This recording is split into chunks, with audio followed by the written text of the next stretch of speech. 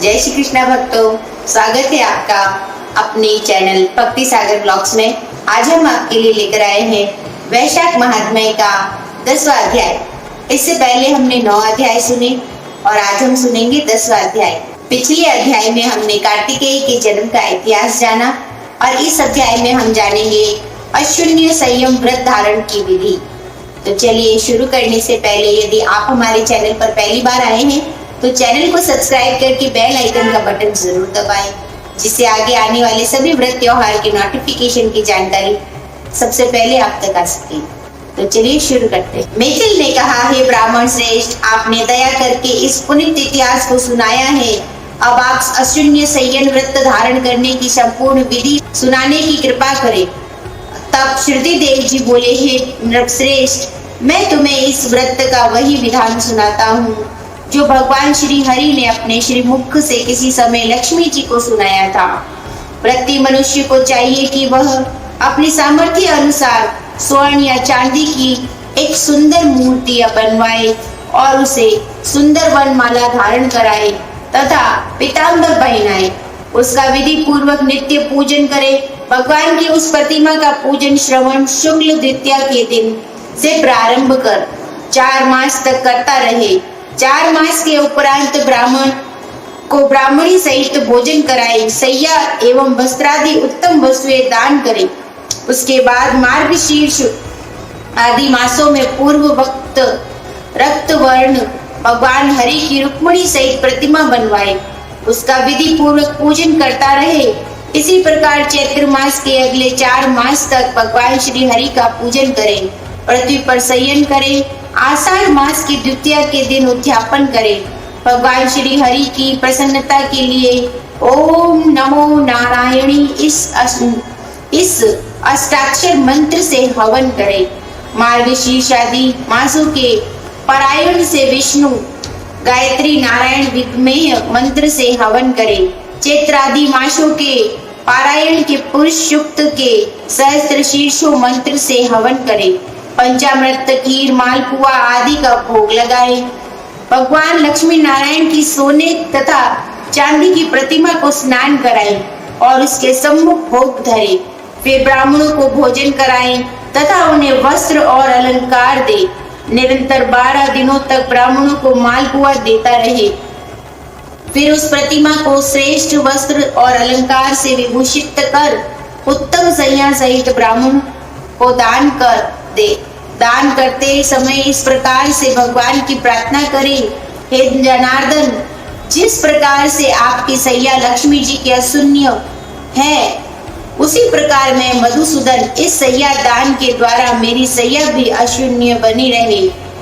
इस प्रकार भगवान को प्रसन्न करने के उपरांत व्रती को चाहिए कि वह भगवान का भोग लगाकर स्वयं भी भोजन ग्रहण करे। इस व्रत को पुरुष, सौभाग्यवती स्त्री तथा विधवा अशून्य संयम के लिए धारण करे। जो भी प्राणी मोक्ष की कामना करता है उसे यह व्रत अवश्य ही करना चाहिए। इसके करने से भगवान प्रसन्न होते हैं। इसके करने से दिव्य सिद्धियां प्राप्त होती है, दुर्लभ लाभों की प्राप्ति होती है तथा नाना प्रकार के सुख एवं संतान की उपलब्धि होती है। इतनी कथा सुनने के बाद राजा मैथिल ने श्रुतिदेव जी से प्रश्न किया, हे ब्राह्मण, अब आप कृपा कर मुझे वैशाख मास के छत्री दान करने से प्राप्त होने वाले पुण्य का फल बताने की कृपा करें। इस वैशाख मास में किए गए कर्मों के शुभ फलों को जानने की मेरी जिज्ञासा है। तब मुनि बोले, हे राजन, वैशाख मास में छत्री दान के महात्म्य को तुम श्रेष्ठ जानो। इस विषय में एक गुप्त रहस्य को सुनो। सतयुग में हेमकांत नामक एक राजा बंगाल में राज्य करता था। वह परम यशस्वी कुशकेतु का पुत्र था। वह महान पराक्रमी और बुद्धिमान था। एक बार जब वह शिकार खेलने गया तो उसे शिकार का पीछा करते हुए दोपहरी हो गई। वह थक गया। भोजन पानी की तलाश करता हुआ एक तपोवन में जा पहुंचा और उस तपोवन में परम वैष्णव सत्यचित्त नामक ऋषि समाधि लगाए हुए बैठे थे। राजा के वहां पहुंचने का उन्हें कोई पता नहीं चला। वे मूर्तिवत समाधि लगाए ही बैठे रहे। उस समय अपना उचित सम्मान होता हुआ न देखकर राजा को बहुत क्रोध आया। वह मुनि को मारने के लिए उद्यत हुए और उस समय मुनि एक सहस्त्र शिष्यों ने उसे रोका।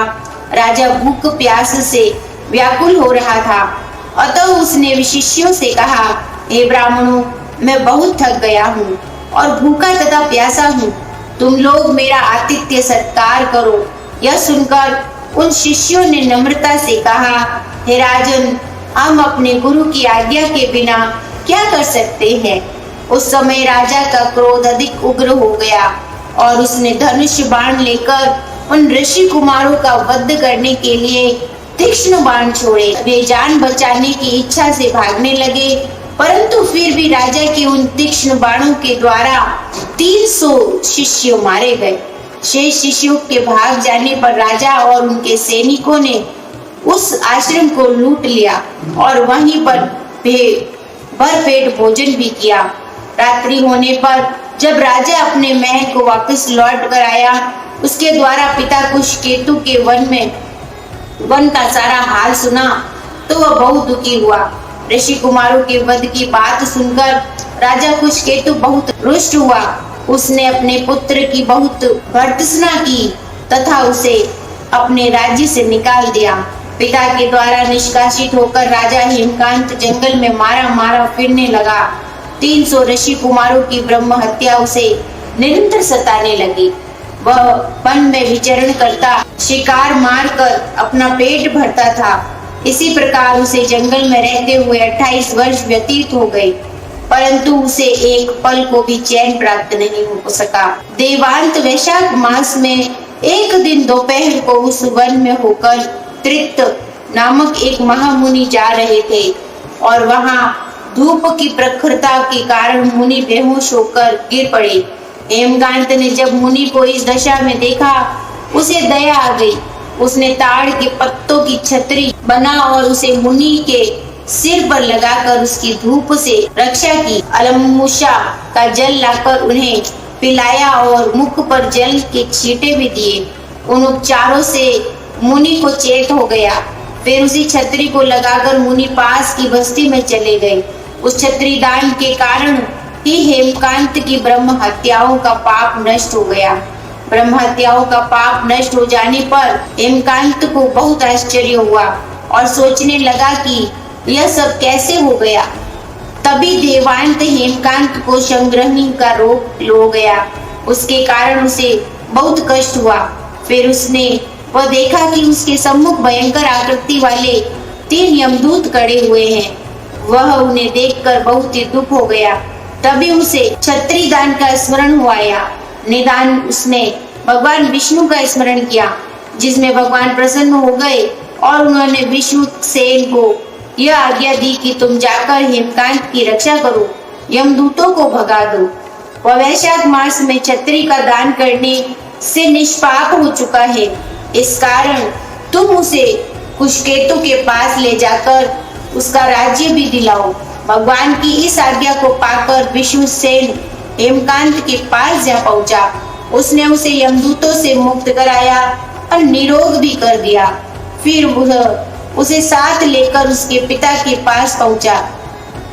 उन्हें भगवान विष्णु का आदेश सुना दिया।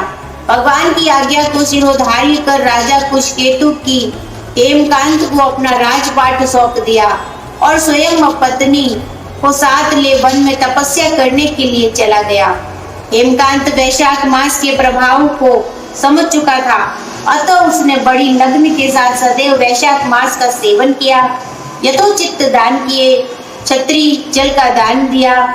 इस पुण्य के प्रभाव से वह सभी प्रकार के से सुखी हो संपन्न बना रहा। उसके यश वैभव निरंतर वृद्धि होती रही। वह इस लोक में समस्त श्रेष्ठ सुखों को भोगता हुआ पुत्र पौत्र आदि से भी सुखी बना रहा।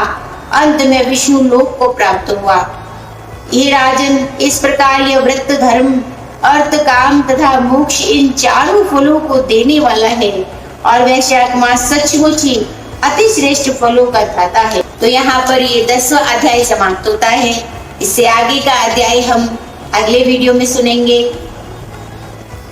अगर आपको मेरे द्वारा सुनाया गया अध्याय अच्छा लगा हो तो आप इसे अपने परिजनों और मित्रों के साथ साझा करें। साथ ही अगर आपने अभी तक हमारे चैनल को सब्सक्राइब नहीं किया है तो चैनल को सब्सक्राइब करके बेल आइकन के बटन को दबाना ना भूलें, ताकि अगले धार्मिक वीडियो की जानकारी सबसे पहले आप तक आ सके। तो चलिए, आपका दिन शुभ और मंगलमय रहे, इसी कामना के साथ मिलते हैं हमारे अगले वीडियो में अगली कथा के साथ, अगले अध्याय के साथ। तब तक के लिए जय श्री हरि, हर हर गंगे।